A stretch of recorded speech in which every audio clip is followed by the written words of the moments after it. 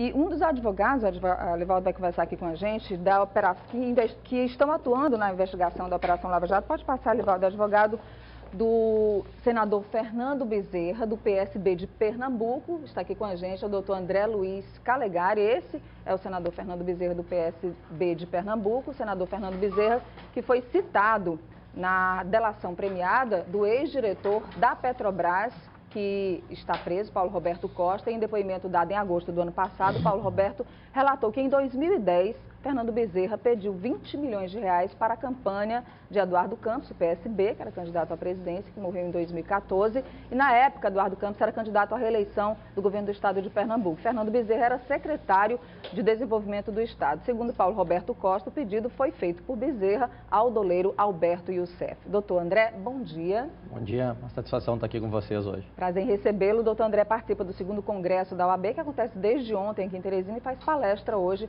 para os jovens advogados do Piauí também. E o senhor é especialista também em lavagem de dinheiro, está atuando na defesa do senador Fernando Bezerra na Lava Jato, um trabalho aí da Polícia Federal, do Ministério Público Federal, que mexeu com o Brasil nesse último ano e meio. Doutor André, quais são, nesse momento, em que fase está, no caso, a investigação do senador Fernando Bezerra, e quais são as suas impressões sobre todo esse trabalho feito, inclusive sobre as críticas feitas em cima das delações premiadas? Verdade, esse é o grande problema, é uma novidade que nós temos, porque se nós olharmos, já existia, começo pela delação premiada, nós já tínhamos algumas previsões legais em legislações anteriores, mas só em 2013, quando se regulamentou o conceito de organização criminosa, é que se trouxe no bojo dessa legislação a possibilidade da chamada colaboração premiada, que ali se estabeleceu as novas regras, os novos ditames desse regime. Se nós olharmos no mensalão, isso não foi utilizado. Nós não tivemos essa forma de operação para nós colhermos prova em relação aos outros corréus ou coparticipantes do delito no mensalão. Então, na ação da Petrobras é que começa com força a utilização disso. O grande problema que nós estamos vendo, e eu não critico aqui a legislação estrito sensu, é a forma como nós estamos utilizando as delações premiadas. Por quê? Ao que me parece, muitas das prisões, porque nós temos que separar duas coisas para que o telespectador entenda. Uma coisa é a prisão preventiva, a necessidade da prisão, a manutenção das pessoas presas para nós termos a obtenção dessa prova. Outra coisa é a delação. O que vem acontecendo, no meu sentir? Que em alguns casos nós estamos desvirtuando a necessidade da prisão, porque o Código de Processo Penal ele estabelece quais são os requisitos, que são por garantia da ordem pública, para que não haja reiteração criminosa, para que não se destruam as provas e para que numa eventual condenação essas pessoas não fujam do local da culpa. Ora, se nós temos já a prova apreendida através das buscas e apreensões, o material já foi colhido, essas pessoas na realidade não representam mais nenhuma ameaça a essa fase da investigação. Os passaportes foram entregues, por que a manutenção das prisões? E aí vem o problema.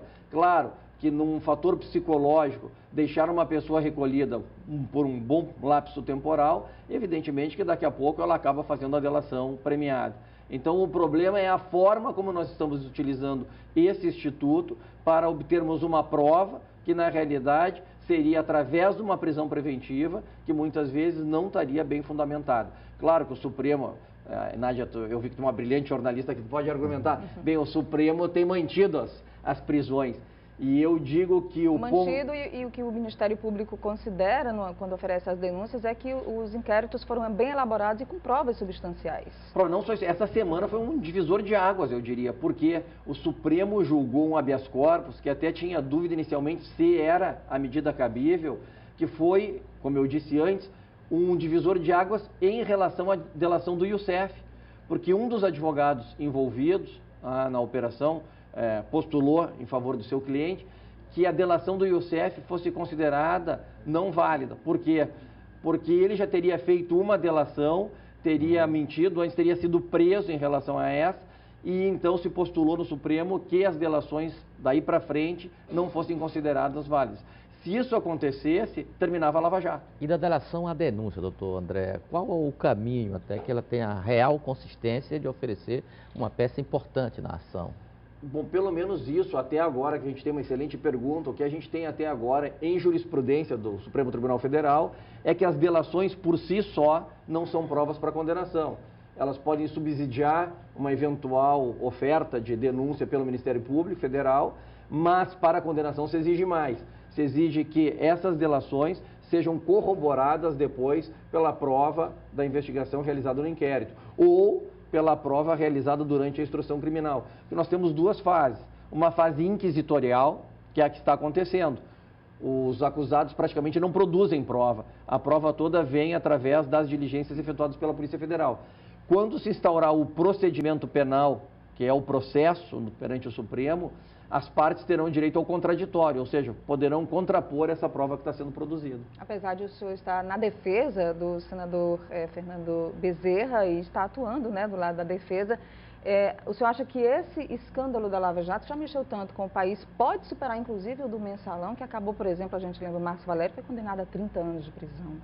É possível que sim, em termos de valores a gente já está vendo que sim, e em termos de prisões, evidentemente que também aqui nós teremos que ver o que vai acontecer com o pessoal que está fazendo delação, que as penas serão atenuadas, até mesmo alguns já estão cumprindo prisão domiciliar, porque é um benefício que a lei faculta ao delator. O juiz pode, inclusive, aplicar o perdão judicial, deixar de aplicar a pena, ou colocá-lo num regime mais brando. Então, eu não sei se nós teremos, em termos de condenações, as mesmas penas do Mensalão, quantitativamente sim, pode ser que sim, até superem as do Mensalão, mas pode ser que nós tenhamos, na realidade, não as prisões em casas prisionais especificamente, mas o benefício daqueles que fizerem acordo com a Justiça de cumprirem a pena somente um período pequeno.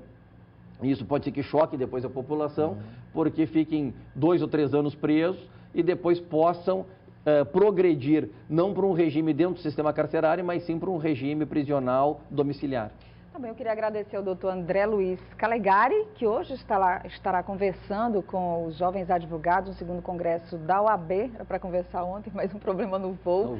Só trouxe a Teresina nesta madrugada. Eu queria agradecer a sua presença aqui no Notícia da Manhã, as explicações. Boa sorte. Muito obrigado. Bom dia para o senhor. Obrigado, Elivaldo, vamos à última de hoje. Nádia, eu soube ontem que o vice-prefeito de Teresina, Rony Lustosa, do PSD, estaria com o caminho pavimentadíssimo para trocar de partido. E aí a lei permite, sem nenhuma dificuldade, porque é um cargo majoritário. Ele trocaria o PSD pelo PSB, B de bola, o partido do senador, do deputado Heráclito Foz, que é muito ligado ao vice-prefeito de Teresina. Se isso acontecer, quem pleiteia a direção do PSD de Teresina é o vereador Major Paulo Roberto. E, novamente, se o vereador Major Paulo Roberto assumir a direção do PSD em Teresina, Nádia, o deputado doutor Pessoa, se quiser ser candidato a prefeito da capital, ele já está autorizado a procurar outro partido. Tem que mudar de partido. Seguramente. Tá bom, Elivaldo. Elivaldo volta logo mais ao meio-dia no Jornal do Piauí, com a Madri e com a Eli. E mais notícias, com muito mais notícias da política desta sexta-feira. E a gente na segunda-feira, né, Nádia?